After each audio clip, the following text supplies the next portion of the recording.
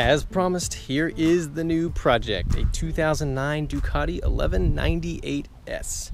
Now this bike makes two Ducatis in my garage and things are getting a little tight, but I just couldn't pass this bike up. I found it on Facebook Marketplace of all places, and it was listed for a pretty low price of $6,000, I thought anyway, for an 1198S. This bike only has 8,400 miles on it or something like that.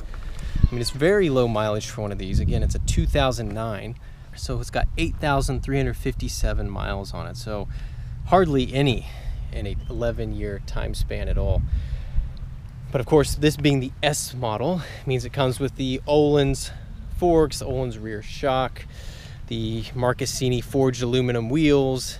It has 8-stage traction control, and this particular one's been upfitted with a Terminioni slip-on exhaust system and race ECU, which means it gets a little bit more power out of it, but stock these things make 170 horsepower, which is incredible for a bike from 2009. I mean, it is just an absolute monster. Now, I haven't exactly gotten on the throttle on this too much because it needs every maintenance item under the sun for one of these Ducatis, in a very similar fashion that my Multistrada needed everything done to it. So I'll have to do timing belts, valve adjustment on this, change all the fluids, and just give it a thorough looking over mechanically.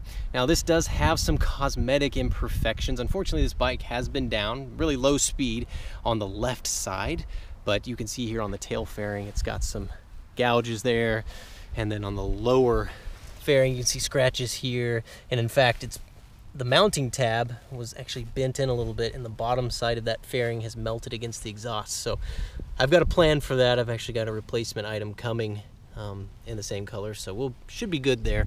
And then up here by the left handlebar you can see pretty deep gouge there. So apparently that was due to it being tied down when it was being transported or something like that, and the little hook dug into the fairing. Not really sure what's going on there, but I think a lot of these things I can touch up and make look really nice. Now, I'm not trying to make this a perfect bike as far as cosmetics are concerned, because I really wanted a bike that I could feel like I could go to the track and really let loose on it. Some scuffs here and there, some scratches, not really gonna bother me too much, because this bike, especially when you step back a little bit, it looks so beautiful. So I believe this bike was only offered in two colors, in the typical Ducati red and also in this beautiful midnight black, which is this kind of metallic black, almost very dark gray, and it's gorgeous, especially with these titanium gold wheels. I mean, I think it's probably one of the best color schemes Ducati's ever put out on a motorcycle.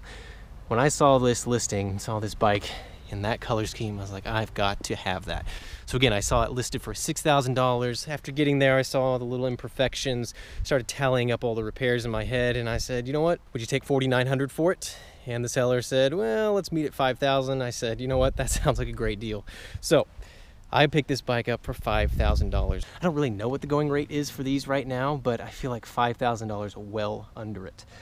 So again, it's got the Brembo, I think they're Stylema calipers, they're monoblock calipers, and of course the Marcassini forged aluminum wheels. Unfortunately, as I've been looking over this bike, had more time to analyze all the details, this wheel has a tiny, tiny bend in the lip right there. And I don't know if you can see it on the camera, it's very minuscule, but I will obviously be taking care of that, finding a specialist that can straighten not only aluminum wheels, but forged aluminum wheels, but that should be able to be brought back out. It's very minimal on the lip right there. So definitely one of the things we'll have to take care of in time. So the S also comes with this beautiful carbon front fender, steel braided brake lines throughout.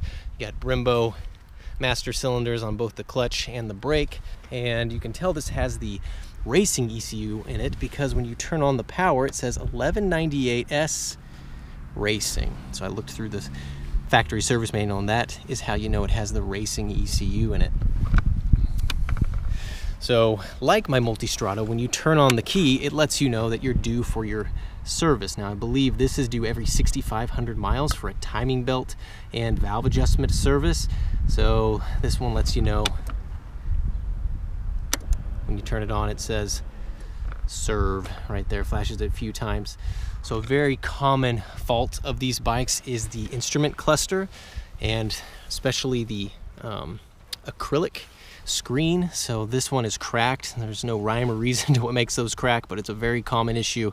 Luckily, this one's not going really in the line of sight of any of the gauges, so I might leave it the way it is, I might not. We'll just see what goes on there.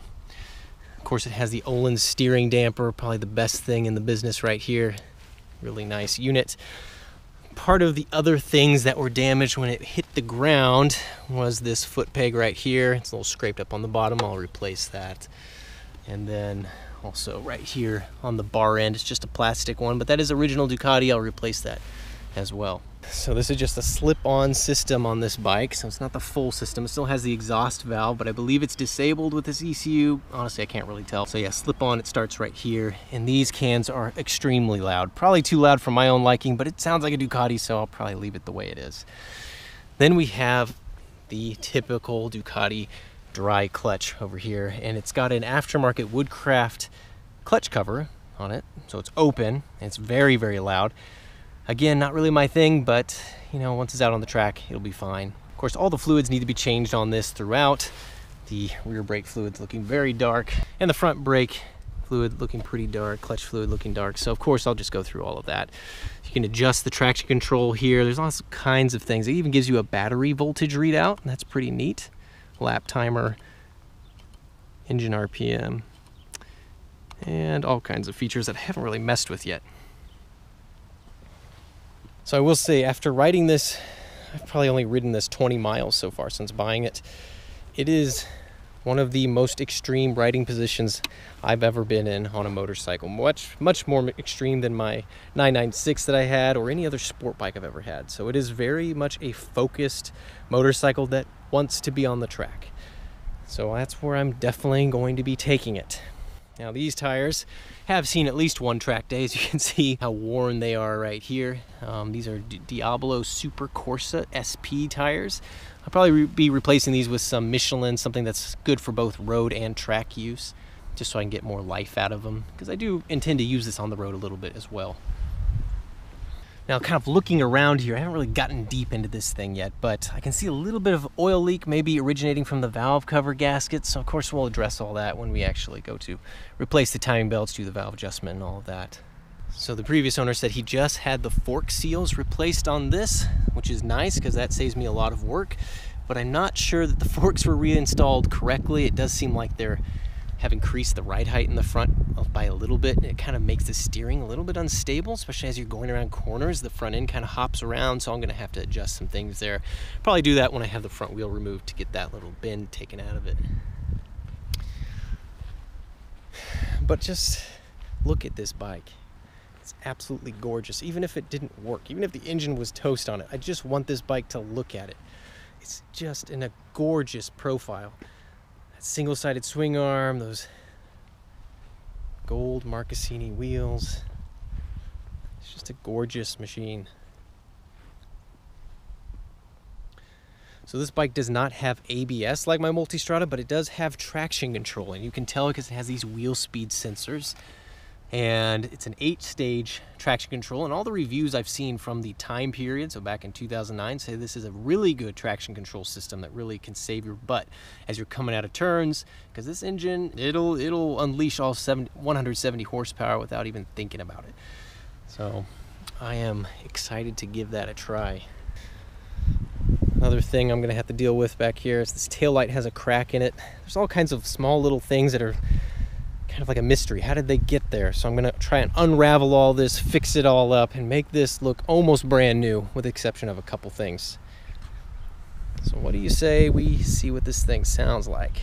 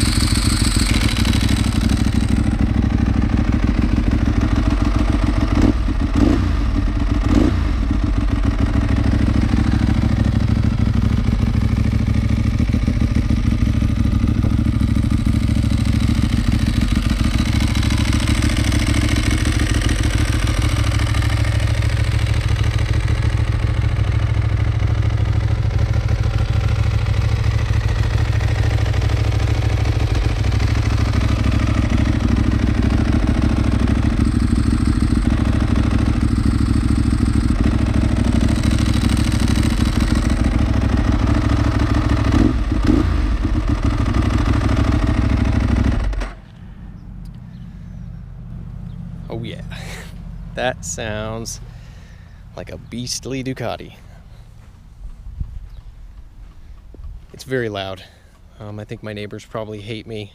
This thing is incredibly loud. When you start it up and let it warm up outside your house, you can hear it inside your house just like, oh man, but it's so good. That's what you want out of one of these things. Just an unapologetic monster. It really is. So that's just a quick intro to this new project. I hope to get started on it here soon, so expect to see quite a few videos on all the updates we do on this, including mechanical and cosmetic fixes. So with that, we'll see you guys again next time.